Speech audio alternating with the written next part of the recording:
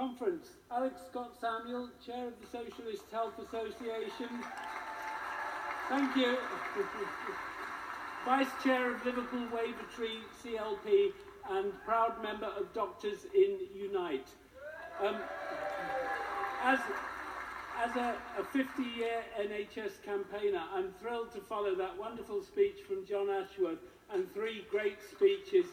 And Naomi Klein said that we need to renationalise essential services and that will make us unbeatable. Well, I came here already prepared to say that if you unanimously support this motion, I think that that is the motion that will win us the next general election. People have been waiting and waiting for Labour to clearly, explicitly commit itself to complete renationalisation and reinstatement of the NHS, and it was wonderful to hear John doing that. The reasons that we need to do this are, I'm sure, apparent to all of you. They're all around us. The toxic Tory triad of rationing, cuts and privatisation, and it's not quite as chaotic as it seems. Those of us who research these things know that it was an intentional market failure that followed the the Health and Social Care Act in 2012. The Health and Social Care Act, 350 pages long, because it was written by McKinsey's corporate lawyers in order to ensure that every line and T and I was there in order that they could privatise the NHS, and that's what they've gradually been doing.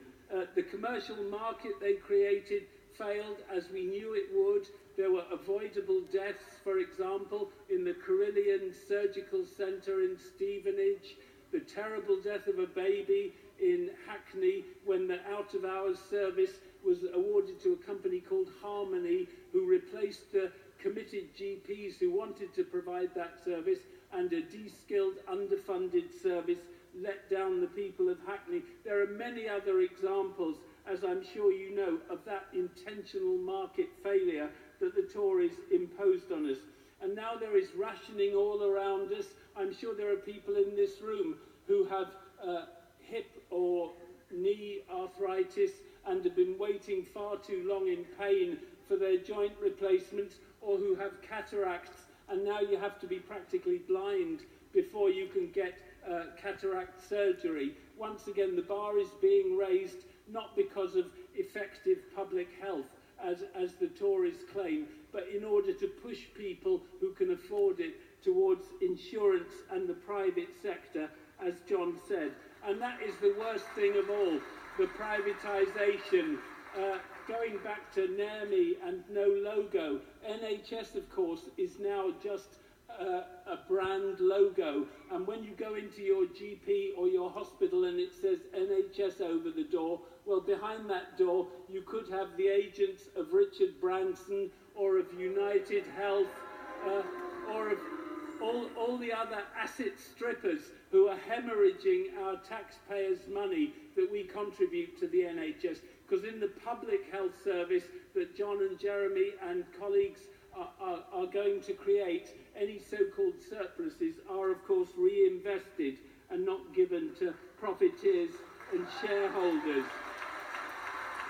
Those of you who work in the NHS will know how demoralised our doctors and nurses and other health staff are, both by the pay restraint, which I'm delighted to hear John say we will scrap, by the removal of nurse and other student bursaries, so that working class people now have less access to the health professions. It's absolutely disgraceful. But how did we get there? Well, as I say, it's no coincidence.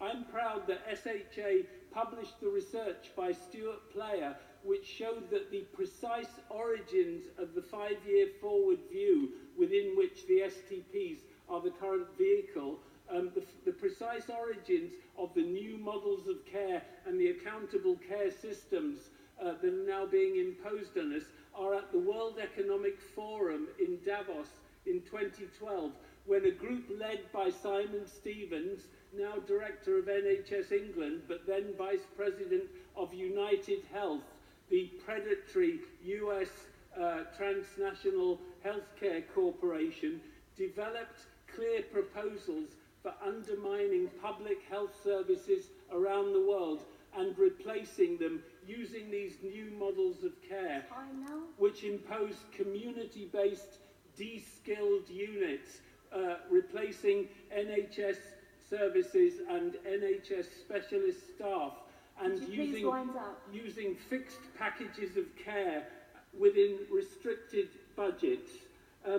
I think John said just about everything else I wanted to say, so I urge you to stay till the very end of this session when the vote takes place, and to turn John and Jeremy in particular from a national treasure into a national hero by saying, we will reinstate the NHS.